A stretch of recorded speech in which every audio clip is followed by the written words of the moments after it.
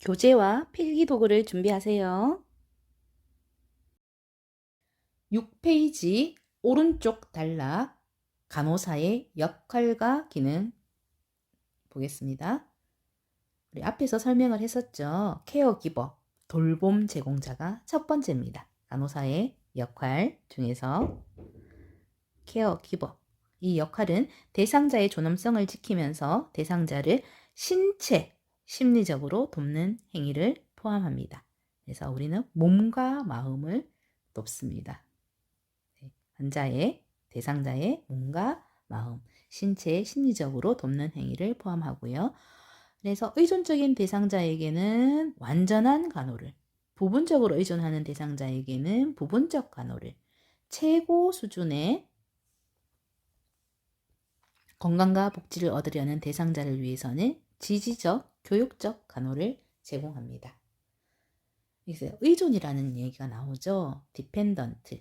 근데 의존하는 거를 독립적으로 인디펜던트하게 해줘야 되는 건데 우리가 뭐 재활이라든가 이런 병원에 오신 분들의 최종 목표가 뭐냐 하면은 일상으로 돌아갔을 때 최대한 본인의 능력을 할 수 있도록 해주는 거예요. 그래서 병원에 있을 때는 아파서 오는 거지만 이분들이 이제 일상으로 돌아갔을 때는 제대로 살 수 있도록 해주는 거거든요. 그 의미는 뭐냐면 의존성을 없애준다는 겁니다. 독립적으로 할 수 있게 해줘야 되는 이것이 돌봄 제공자입니다. 근데 여기서 얘기했던 완전 의존적인 대상자에게는 완전하게 간호를 해줘야 되고 부분적으로는 한 사람들에게는 부분적 간호를 이렇게 해주는 돌봄 제공자의 역할입니다. 그래서 돌봄 제공은 신체적, 심리적, 좀 전에 얘기했던 이 부분에 그리고 플러스 나오죠. 발달적, 네, 그리고 문화적, 영적 수준을 다 포함한다 하는 것입니다. 그래서 돌봄은 신체, 심리, 발달, 문화, 영적 이런 것들을 다 포함하는 것입니다. 그래서 간호과정 우리 2주차 때 나올 건데요. 이런 간호과정, 널싱 프로세스 간호과정은 간호사에게 돌봄을 제공하기 위한 키트를 제공해 줍니다. 그래서 간호과정의 단계가 있고 우리가 선배들한테 혹시 들었나요? 병원 임상 갔을 때 컨퍼런스 한다는 거. 그래서 컨퍼런스 때 이 간호과정을 환자 케이스를 잡아서 이제 적용해서 발표하는 거거든요. 그래서 이런 간호과정은 이제 이런 키트를 제공해 준다는 겁니다. 돌봄을 제공하기 위해서 우리 케어기버가 할 수 있는 키트를 제공해 줍니다. 그래서 간호사는 직접적 혹은 다른 돌봄 제공자들에게 위임하여 돌봄을 제공한다. 이 얘기는 무슨 얘기일까요? 우리가 직접 케어하는 게 있죠. 그래서 환자에게 이제 L튜브라고 하는 뭐 입으로 먹지 못하는 분한테 위관 영양을 해요. 코에 줄을 꼽아서 그런 경우에 간호사가 해야 되는 업무지만 이것을 교육시켜서 간호조무사라든가 요양보호사가 할 수 있도록 해주는 겁니다. 그래서 그 일을 위임하여 돌봄을 제공한다. 이런 얘기입니다. 그냥 그 위임한다는 거는 책임은 이 간호사가 지는 거죠. 그래서 책임은 내가 져야 되기 때문에 충분하게 교육을 해줘야 됩니다. 두 번째 중에서 이제 의사소통자는 어떤 의미일까요? 의사소통 7페이지에 의사소통 보겠습니다. 그래서 의사소통은 모든 간호사의 역할을 통합하는 것이다. 그래서 이 간호사는 대상자 그리고 가족, 기타 건강 전문인들, 지역 사회인들과 이제 의사소통을 하는 겁니다.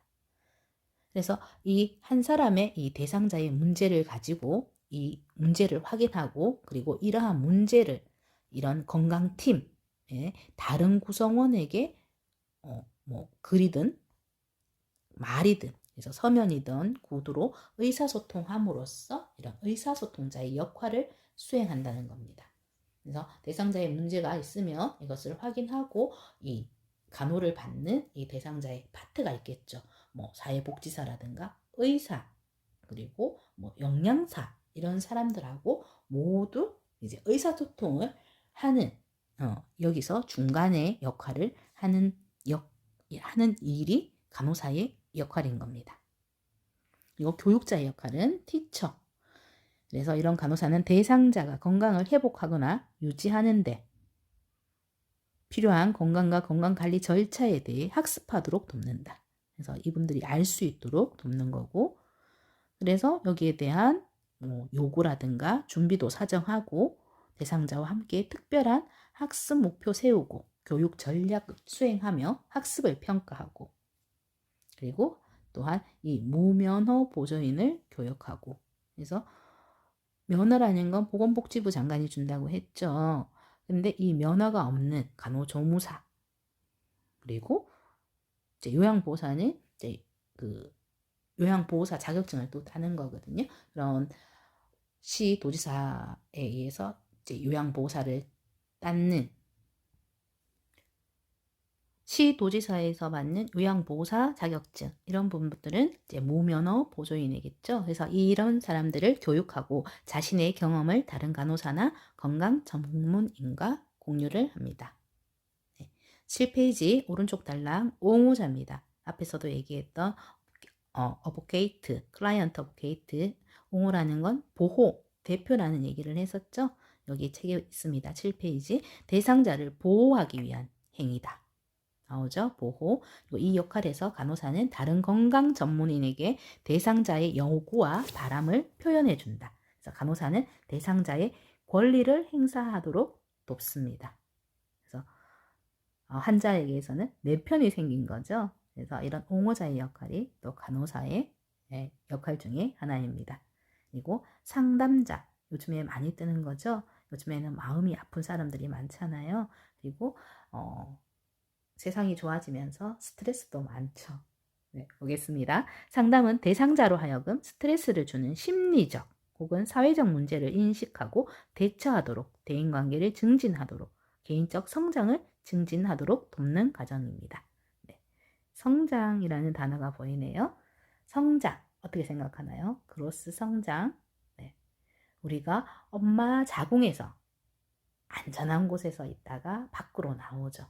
응애 하면서 울면서 처음으로 세상 밖으로 나옵니다. 그리고 그때 처음으로 이제 폐호흡을 하게 되는 거죠. 이렇게 태어난다는 거는 이제부터는 성장을 한다는 겁니다.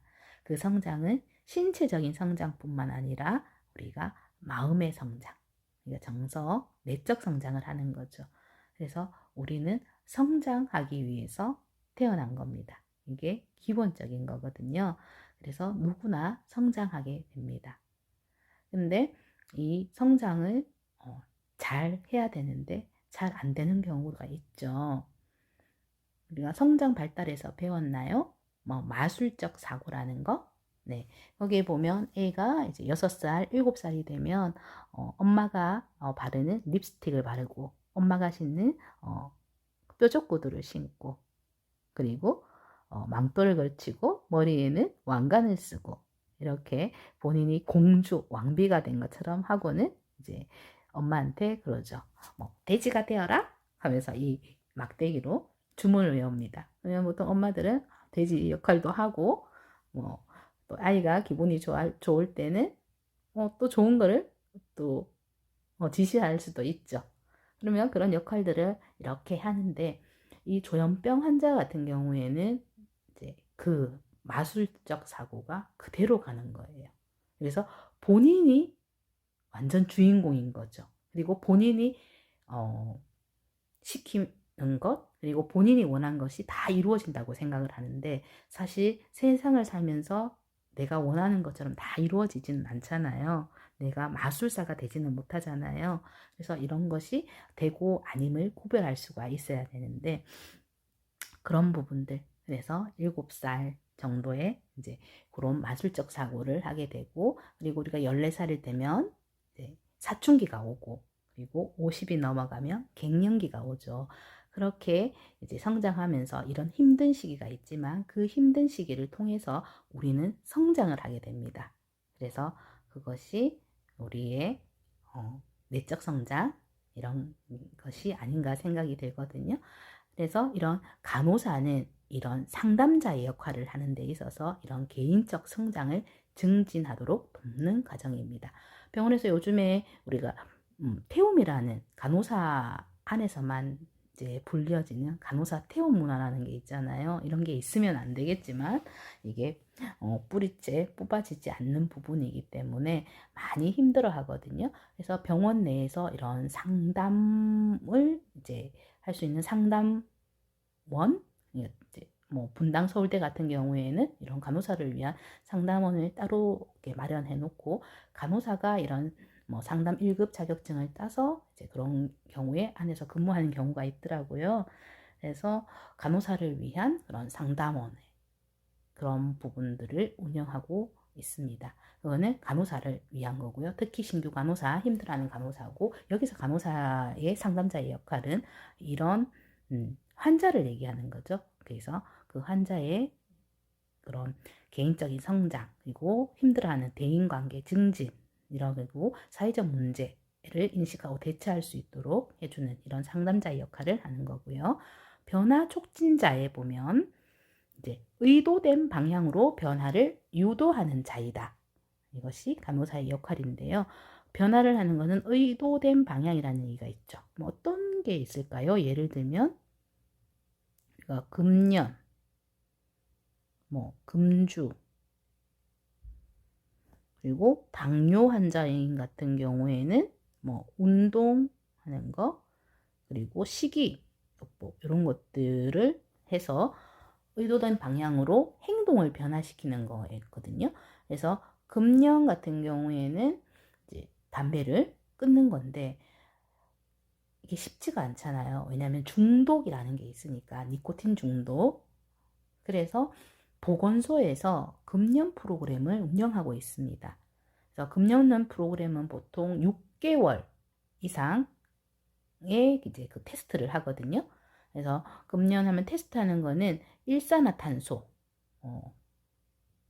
CO, 일산화탄소, 그리고 니코사인이라고 하는 니코사인이라는 하는 제품인데요. 우리가 임신 테스트기랑 비슷한 거예요. 그래서 임신 테스트기에 이렇게 보면 여기도 똑같이 환자한테 소변을 보게 해요. 소변을 보게 하면 똑똑똑똑 여기에 몇 방울을 떨어뜨리면 여기 줄이 2줄이면 여전히 담배를 피우는 거고요.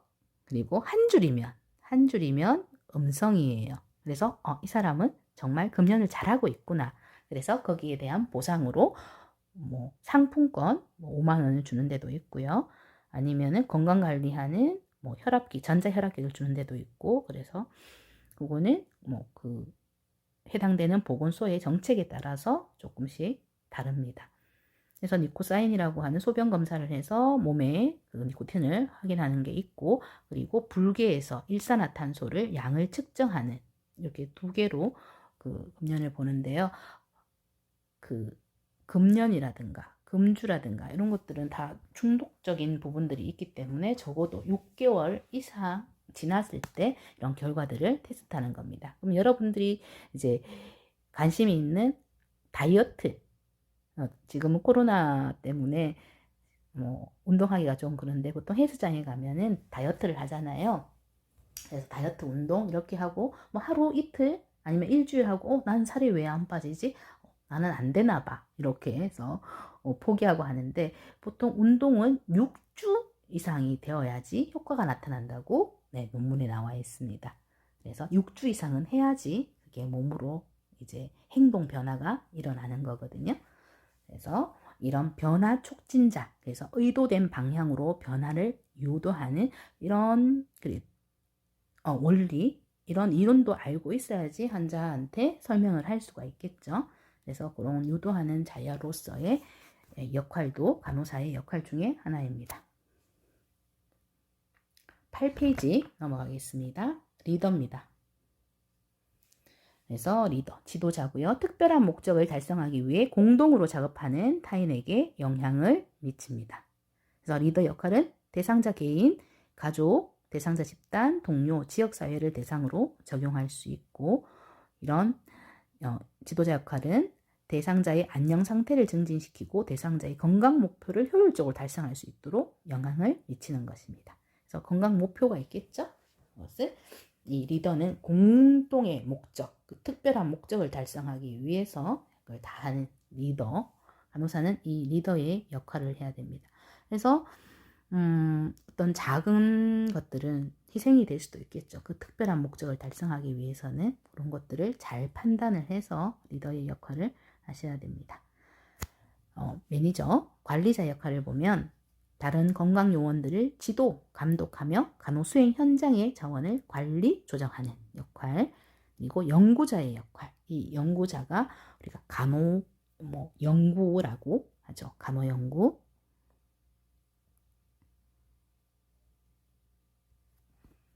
그래서 계속해서 이 연구는 이루어져야 되고요. 그래서 간호사는 체계적이고 깊이 있는 연구를 통해 과학적인 지식을 탐구하고, 앞에서 우리 간호는 과학적이라는 얘기했죠. 사이언스, 이론적 기반을 근거로 한다는 그 과학적인 지식을 탐구하고 더 나은 간호 방법을 개발하고, 그리고 현재의 간호 기술과 방법을 평가하여 간호 실무를 향상시킨다. 그래서 이런 부분은 그 현장에 있는 간호사들이 이런 간호 연구를 하는 것도 포함됩니다. 그래서 현재 간호 기술과 방법을 평가해서 간호 실무를 향상시키고 지식을 탐구하고 더 나은 간호 방법을 개발하고, 그래서 예전에 했던 간호 기술을 그대로 답습하는 게 아니고요. 최신의 어떤 계속 변해요. 수술실만 해도 하루 사이에도 수술 기구들이 엄청 많이 나오거든요. 더 좋은 것들이. 그리고 간호하는 방법도 이제 이렇게 계속 발전을 하기 때문에 내가 10년 차가 되었다. 그러면 내가 10년 전에 학교에서 배웠던 것들을 그대로 가져가시면 안 되는 거예요. 업그레이드를 시켜야 되거든요. 그래서 한 개 예를 들면 제가 병원에 임상실습 지도를 나가면 우리 그 수액 세트가 있어요. 밖에 수액 세트, 이제 우리가 주사 넣을 때 하는 그 플라스틱으로 된 수액 세트가 15GT라고 해서 이제 있는데, 예전에는 그게 20GT 20가트였어요. 그래서 1cc가 되려면 20방울이 떨어져야 되는 이제 그렇게 세팅되어 있는 기구였는데, 지금은 15방울이에요. 1cc가 되려면. 그래서 15GT로 바뀌었는데, 예전으로 생각하시는, 예전에 그대로 간호사로 생각하는 간호사 선생님이 있으셔서 그러면 아예 그 용량 계산하는 게 아예 달라지거든요. 그래서 그런 부분들을 학생이 학교에서 배웠던 거하고 다른 거죠. 학교에서 이렇게 배워서 얼마를 줘야 되나, 시간당 몇 cc를 줘야 되나 계산했을 때 정확하게 대답을 했는데 야단 맞았다고 얘기를 하더라고요. 그래서 그런 부분들은 다시 또 현장에 있는 이제 선생님들랑 다시 해서 최근의 버전을 다시 얘기해주고 그런 거 있거든요. 그래서 항상 간호는 변화하고 변화를 따라가야 되고, 이 기준은 바뀔 수가 있다는 거. 그래서 이게 간호 연구를 통해서 이렇게 될 수 있는 겁니다. 그래서 간호사의 역할 중에 연구자의 역할이 있고요. 사례 관리자의 역할이 있습니다. 사례 관리. 그래서 사례 관리 계획의 효과를 측정하고 결과를 모니터하기 위해 다학제 건강관리팀과 함께 일한다. 그래서 다학제 건강관리팀은 여러 파트에 있는 사람들을 얘기하는 거죠. 그래서 사례관리자가 특정한 환자 돌봄을 감독하기 위해 전담 간호사와 함께 일을 하고, 또 다른 기관에서는 대상자와 가족들에게 직접 돌봄을 제공하거나 전담 간호사가 되고, 보험회사는 간호사 사례관리자들을 위한 역할들을 개발하고 있고, 그래서 업무의 범위는 급성기 환자 전문병원 관리에서부터 고비용 대상자 사례관리까지 다양하다. 그래서 이 사례관리자는 역할은 행정가와 임상가로 이제 역할을 하는데, 이 사례관리자의 가장 기본적인 목표는 이런 대상자들의 문제를 해결하고 그들이 필요로 하는 프로그램과 서비스를 효과적으로 연결시켜주는 것입니다. 따라서 이 사례관리자, 이 간호사는 도움이 필요한 클라이언트나 그 가족을 위한 적절한 자원을 동원할 수 있는 지식과 기술이 있어야 됩니다. 그래서 사례관리자의 역할을 하는 간호사는 많이 똑똑해야 되겠죠? 네. 그래서 사례관리자였고, 마지막으로 확대된 역할 보겠습니다. 네, 8페이지 오른쪽 위에 단락입니다. 그래서 간호사는 전문 실무 간호사, 임상 전문 간호사, 조산사, 간호교육자, 간호연구자, 마취 전문 간호사 등 독립성과 자율성이 더 많이 확대된 전문 간호사 역할을 수행한다는 것입니다. 이상으로 간호사의 역할 그리고 거기에 따른 기능을 보았습니다. 계속해서 전문적 간호사, 전문 간호사 이런 얘기가 많이 나오는데요. 전문직 기준에 대해서 보겠습니다. 전문직 기준. 여기 보면 갈로 1, 2, 3, 4, 5, 6이 있죠. 전문직 기준은 지식체를 얻기 위한 장기간의 특별한 훈련 기간이 필요하다.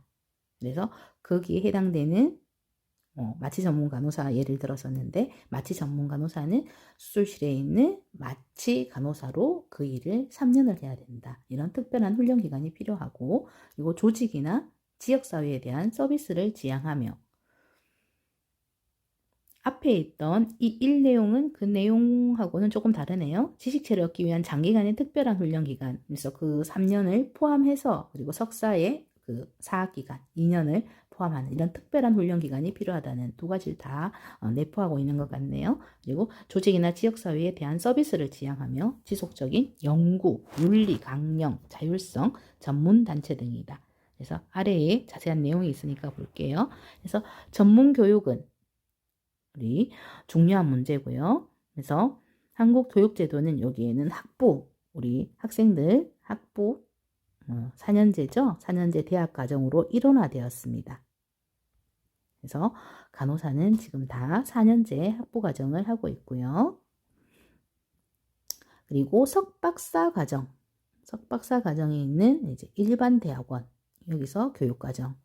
그래서 석사 2년 4학기, 그리고 박사, 그리고 석사 수준인 전문 간호사 교육과정. 그래서 교육과정은 학부 4년, 네, 그리고 석박사 과정, 대학원 교육 과정, 그래서 일반 대학원 이렇게 보통 불리는 거거든요. 그래서 일반 대학원 안에 석사 과정이 있고 박사 과정이 있고, 그리고 석박 통합 과정도 있습니다. 그래서 석박 통합 과정은 좀 더 짧습니다. 네. 그리고 전문 간호사 교육과정, 석사 수준에 이렇게 해서 이런 교육과정을 거쳐야 되는 게 이 전문교육이 이 부분이고요. 그리고 지식체는 볼게요. 지식체는 기초가 되는 전문 지식이 있어야 하며, 이런 지식은 연구를 통해 지속적으로 확장되어야 한다. 그래서 이런 전문직으로 발전하기 위해서는 잘 정연된 지식체와 숙련성을 확보해야 된다는 겁니다. 그래서 확고한 개념적 기틀은 간호학 지식의 기반을 이루고 간호 실무와 교육, 그리고 지속적인 연구의 방향을 제시해 줍니다.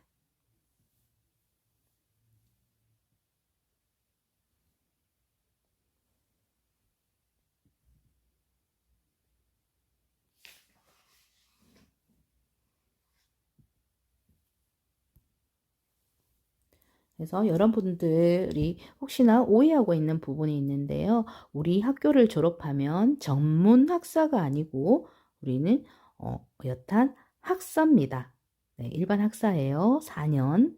네, 그래서 이 부분 때문에 졸업하고 저희는 진급하는데 그 이상 수간호사라든가 간호과장을 가는데 불리한 점이 있는 건 아니냐고 얘기를 하더라고요.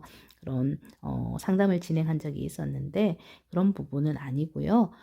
우리는 여탄 4년제 학부 과정이고, 그리고 이제 그런 진급하는데 올라가는 데는 물론 성적 그런 부분들은 일단 기준이 있어요. 기준이 체크리스트가 있겠죠. 그 부분에 따라서 우리 간호사 이제 그럼 한 3, 4년 된 간호사라든가 5년 된 간호사가 근무를 성실하게 하고 있느냐, 그리고 얼마만큼 환자한테 친절하게 하고 자기 업무에서 이렇게 구멍이 나는 일을 하지 않았는지, 그런 것들을 다 체크하는 부분이 있어요. 그래서 그런 모든 것들을 해서 이제 인사고과에 올라가는 거거든요. 그래서 단지 얘기했던 전문 학사가 아니냐, 이런 부분들은 전혀 잘못된 오해이기 때문에 여기서 다시 한번 얘기해 줍니다. 그래서 우리는 전문 교육 과정을 거쳤습니다. 학부 4년제 대학 과정. 그리고 이것은 이제 예전에 있었던 전문 학사 이런 부분이 아니고 모두 이제 학사 과정입니다. 네, 간호대학들이 다요. 네, 이런 부분이고, 다음 표 1-4 그 페이지를 보겠습니다. 그 페이지를 보면 이제 확대된 전문 간호사 역할 중에서 미국의 예가 나옵니다. 그래서 MP라고 얘기하는 자주 들릴 건데요. 널스 프랙티셔널. 그래서 널스 프랙티셔널을 해서 MP라고 얘기를 합니다. 미국에서는 MP가 유명하고요. 그래서 고등교육을 받고 MP 프로그램을 마친 간호사를 의미한다. 이들은 성인 MP, 가족 MP, 학교 MP, 소아과 MP 또는 노인 MP 같은 영역의 미국 간호사 자격인증센터에서 자격증을 받게 됩니다. 그래서 이 MP는 개별적인 간호 업무 수행이 가능하며 1차 보건의료의 80%를 담당합니다. 이것이 미국의 MP입니다.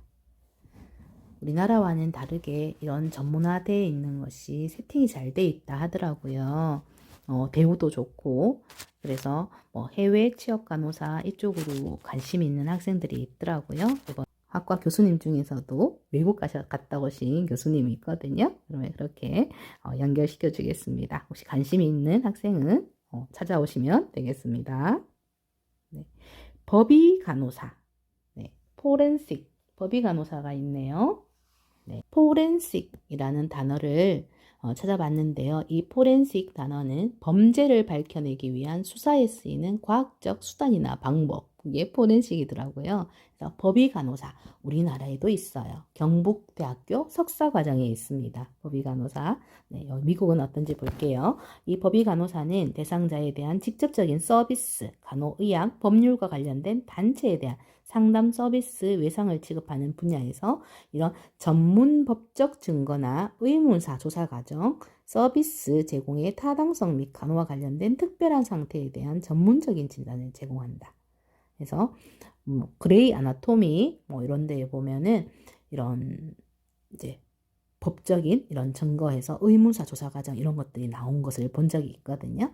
그래서 이런 부분에 관심이 있는 학생들은 또 우리나라에도 이런 부분들이 있으니까 법의 간호사 이쪽도 한번 보시기 바랍니다. 네. 같은 페이지 9페이지의 아래쪽에 보면 표 1-5에 우리 전문간호사 앞에서 얘기했던 전문간호사가 나옵니다. 그래서 의료법에 의한 전문간호사 우리 13개 분야가 있습니다. 볼게요. 보건 전문간호사, 정신 전문간호사, 마취 전문간호사, 가정 전문간호사, 감염관리 전문간호사, 산업 전문간호사, 응급 전문간호사, 노인 전문간호사, 중환자 전문간호사, 호스피스 전문간호사, 임상 전문간호사, 아동 전문간호사, 종양 전문간호사 이렇게 13개가 해당되고요.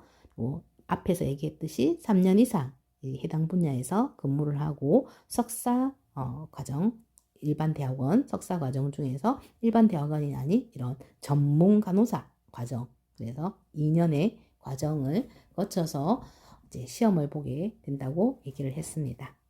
그리고 여기 병원 중심 전문 또는 전담 간호사라고 하는 우리가 정맥 전문 주사 전문 간호사가 이제 서울대에도 있고요.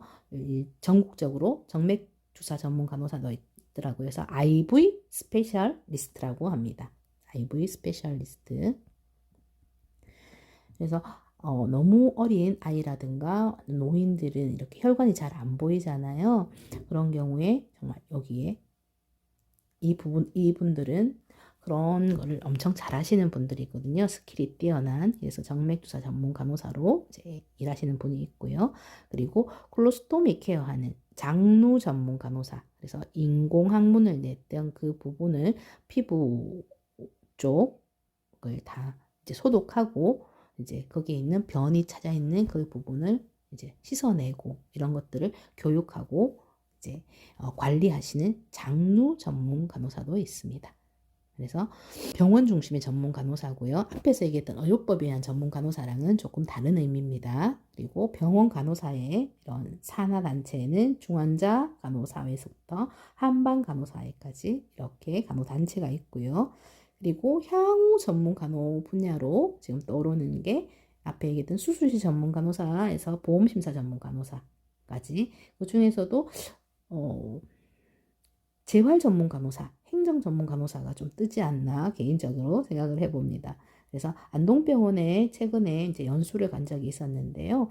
거기에 재활 전문 간호사가 계시더라고요. 보통 재활 쪽은 물리치료사들이 많이 이쪽에 계셨었거든요. 근데 이런 재활 전문 간호사가 또 있고 거기는 심장재활이라고 있었거든요. 그래서 심장 수술 이제 판막 질환으로 수술을 했거나 아니면은 인공 이제 심박동기를 이제 하셨던 분 그리고 관상동맥 질환이 있거든요. 심장을 먹여 살리는 큰 동맥이 있는데 이게 관상동맥인데 이 관상동맥에 어떤 이제 문제가 있어서 바이패스라고 하는 이제 그런 수술을 하는 경우가 있어요. 이런 수술을 하고는 이 심장 재활을 받아야 되더라고요.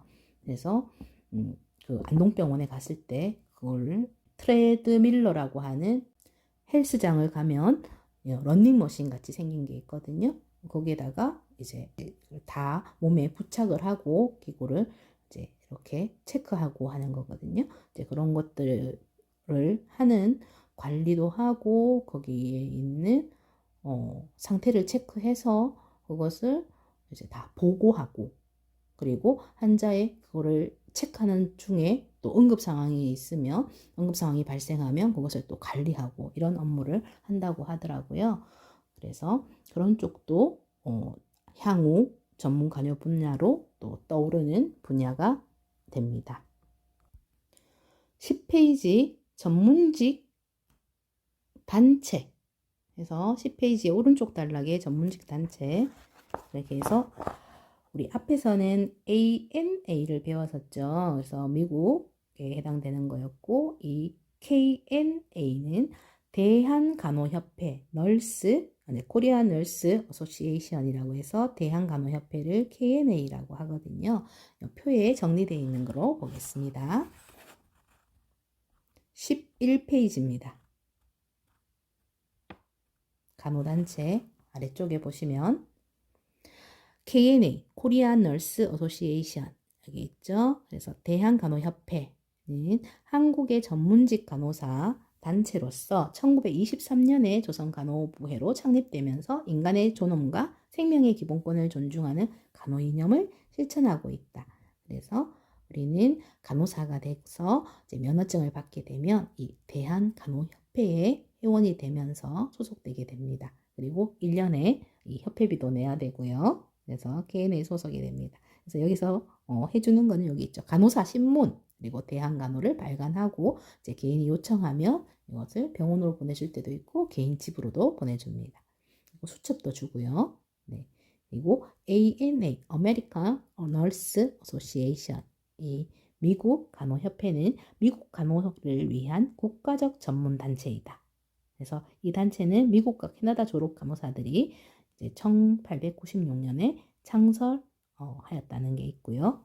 12페이지로 넘어가겠습니다. 12페이지로 가면은 이제 그 간호단체 중에서 ICN이 있거든요. ICN, International Council of Nurses 해서 국제 간호협회 KNA, ANA보다 더 큰 거죠. 그래서 국제 간호협회 그래서 미국, 영국, 캐나다 간호사들이 창립 구성원이며 이제 이 자문위원회는 ANA나 CNA 같은 국가적 간호협회로 이제 구성되어 있다는 거고요. 이 ICN의 5가지 핵심 가치는 비전 있는 리더십, 포괄성, 유연성, 동료애 그리고 성취감이 이 5가지 핵심 가치가 있고 몇 년 전에 우리나라에서 ICN 총회가 열렸었습니다. 그래서 제가 임상병원에 있을 때 또 여기 참석하기도 했었거든요. 그래서 우리나라에서 하는 게 또 영광이라고 하더라고요. 그래서 엄청 큰 행사였어요. 네, 이렇게 간호의 정의와 역할을 마치고 이제 두 번째로 넘어가겠습니다. 건강, 안녕, 질병이 되겠습니다. 많이 힘드시죠? 네, 물 한 잔 마시고 이어서 강의를 시작할게요. 물 마실 학생들은 물 한 잔 하시고 화장실 다녀오세요.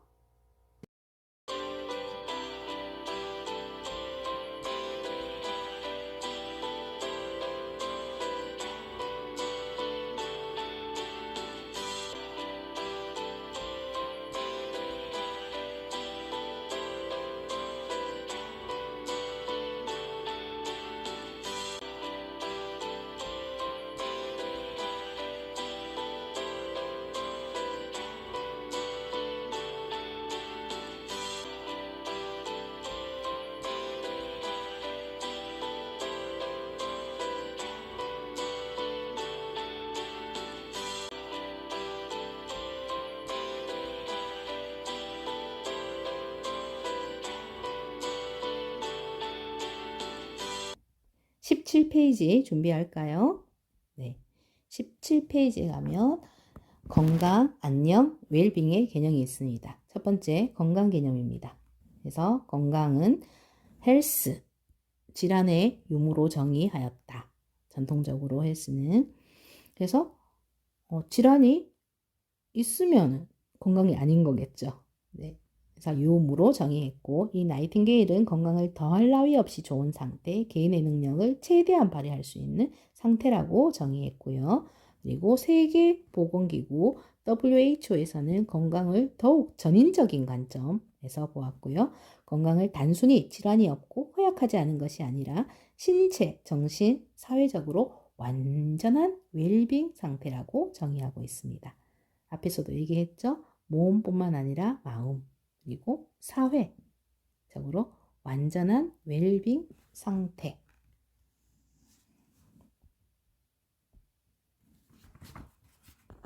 그러면 이 웰빙이라는 또 단어를 알아야 되겠죠? 그래서 19페이지입니다. 안녕과 웰빙. 그래서 안녕, 웰리스는 웰빙 상태에 있는 것이다. 그러면 또 웰빙을 알아야 되겠죠? 웰빙은 19페이지에 있네요. 19페이지. 웰빙은 활기차고 기분이 좋다는 주관적인 인식. 그래서 주관적인 거네요. 18페이지. 그래서 이 부분은 또 하고 넘어가야 되니까요. 안녕의 7가지 구성 요소에는 어떻게 된다? 네. 환경적인 거, 사회적인 거, 정서적인 거, 신체적인 거, 영적인 거, 지적인 거, 직업적인 거. 이것들이 서로 어떻게 되어 있어요? 화살표가 쌍방향이 되어 있죠. 그리고 안녕에서도 쌍방향이 되어 있습니다. 서로 인터랙션, 서로 관계를 주고받는다는 겁니다. 그래서 안녕의 7가지 구성 요소는 환경, 사회, 정서, 신체, 영적, 지적, 직업적 이렇게 해서 보시면 되겠습니다. 그래서 최적의 건강과 안녕을 실현하기 위해 사람들은 각 구성 요소들을 잘 관리해야 된다는 얘기입니다.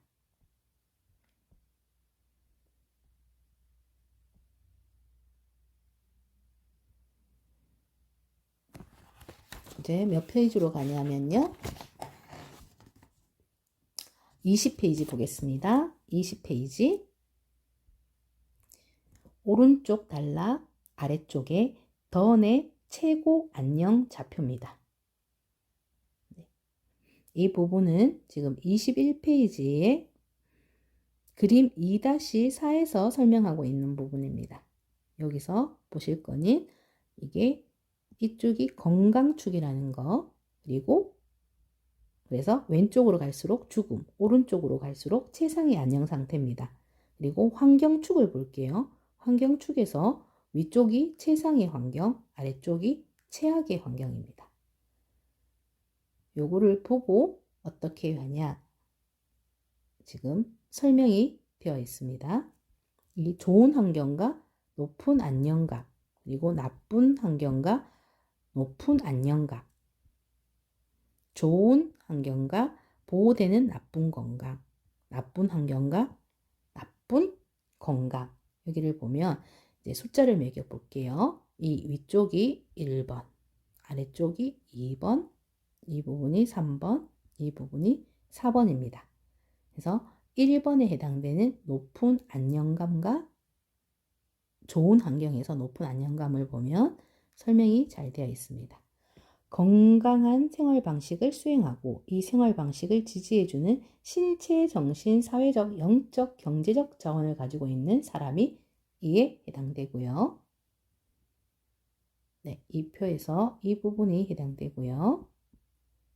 그리고 두 번째 나쁜 환경과 높은 안정감은 건강한 생활 방식 수행에 대한 지식은 있으나 가족에 대한 의무, 힘든 업무, 기타 요인으로 적절한 자기관리를 하지 못하는 여성을 예로 들 수 있습니다. 그래서 일하는 워킹맘이 여기에 해당되겠죠.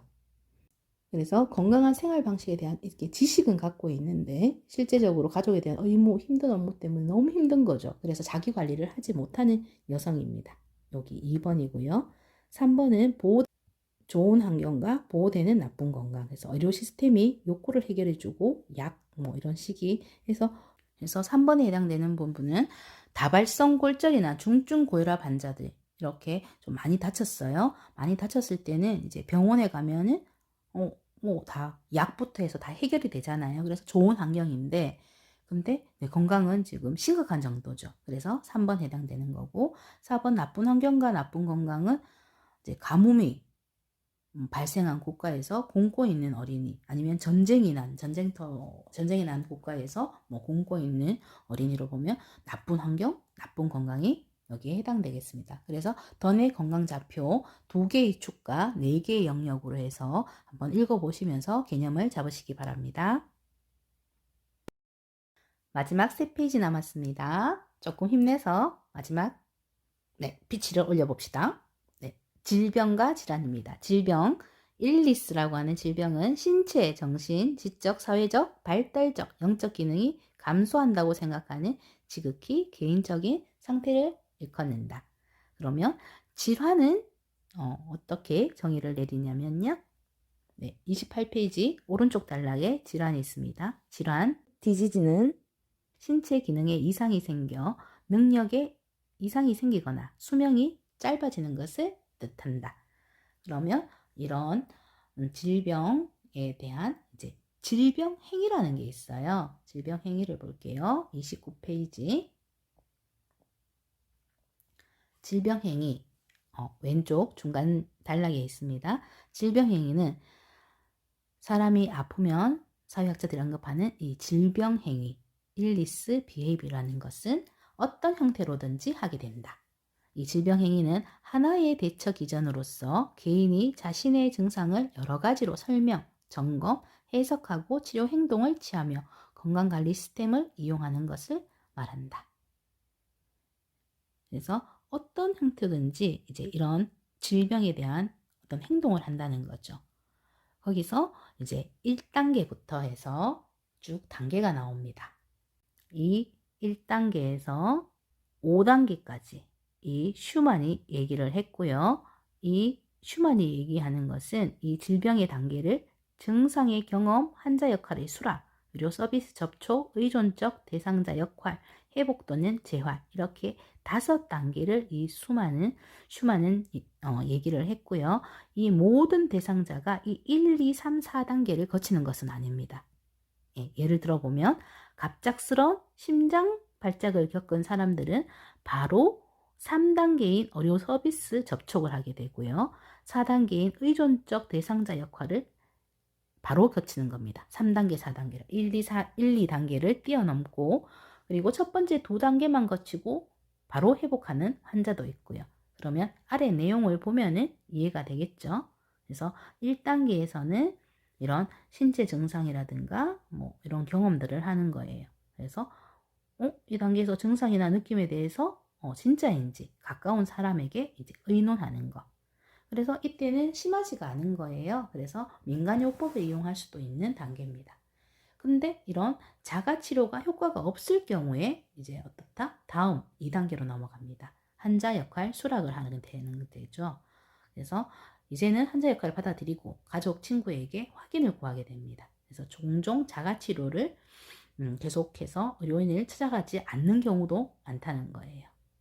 일상적인 의무나 기대되는 역할에서 벗어나서 용인이 되는 이 단계. 그런데 여기서 질병의 중증도, 그리고 인지된 장애 정도, 그리고 지속 예상 기간에 따라서 이제 감정이 올라오는 겁니다. 어떻다? 위축, 불안, 두려움, 우울, 이런 정신적 반응이 이제 나타나는 거죠. 동반되고, 이제 악화되면 이제 의료인의 도움을 받아야 되는 거죠. 그래서 환자 역할을 수락해야 되는 2단계가 되는 겁니다.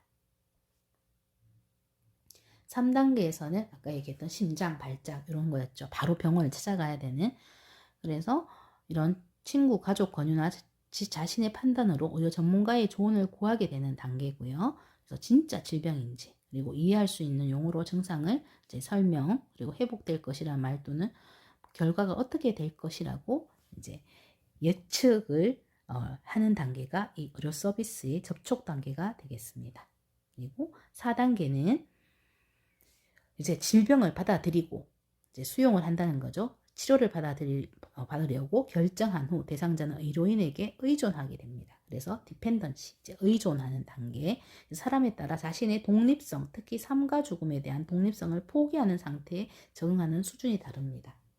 이 수준이 다르다는 것은 봉급 생활자라든가 아니면은 가족을 부양해야 되는 아버지, 어머니, 아니면 그 운동 선수 중에서도 이제 메인 역할을 하는 선수가 있겠죠. 아니면 선거대원. 이래서 자신의 사회에서 맡고 있는 이 역할을 내려놓는 거, 포기하는 게 쉽지가 않습니다. 이거를 포기하고 의존적인 대상자, 이제 환자의 역할로 들어가는 건데, 이제 사람에 따라서는 이런 것들이 안 될 수도 있다. 그래서 독립성은 어느 정도 유지하기는 하지만 의사에게 의존하는 상황을 수용하게 됩니다. 그래서 자신의 질환, 치료 방법, 치료 비용에 대한 정확한 정보를 요구하고 이 정보를 모두 얻을 때까지 치료에 대한 결정을 미루는 사람도 있고요. 또 어떤 사람은 완전히 전적으로 맡기기도 하고요. 그래서 이런 여러 종류의 사람들이 있기 때문에 이제 이런 학문을 배우는 겁니다. 그래서 다름이 있다는 것을 알고 간호를 접근하면 좋겠죠. 아니면 부딪히게 되거든요. 그래서 이런 내용들이 나오네요. 그래서 5단계에서는 회복 또는 재활. 제가 얘기했죠. 재활병원이라든가 이런 데서 최종 목표는 원래 일상으로 돌아가서 일상생활을 할 수 있는 것. 몸을 회복시켜서 다시 거기로 가는 게 목표거든요. 그래서 대상자의 의존적인 역할을 이제 종료하게 되는 거죠. 그래서 이전의 역할과 책임을 다시 맡게 되는 단계가 이 5단계가 되겠습니다. 네. 이렇게 해서 우리 질병 행위 슈만이 얘기한 5단계를 한번 봤고요. 이렇게 해서 이번 1주차는 수업을 마치게 되겠습니다. 뒤쪽에 우리 정리를 한번 할게요. 1주차 복습입니다.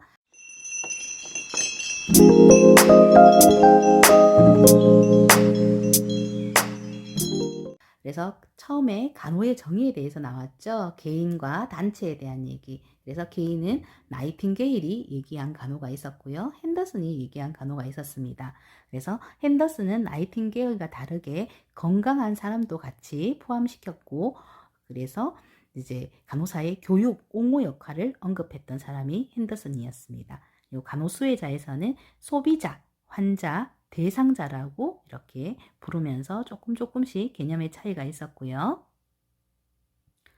간호의 범위에서는 건강과 안녕 증진, 질병 예방, 건강 회복, 임종자를 위한 돌봄으로 간호의 범위가 나왔습니다.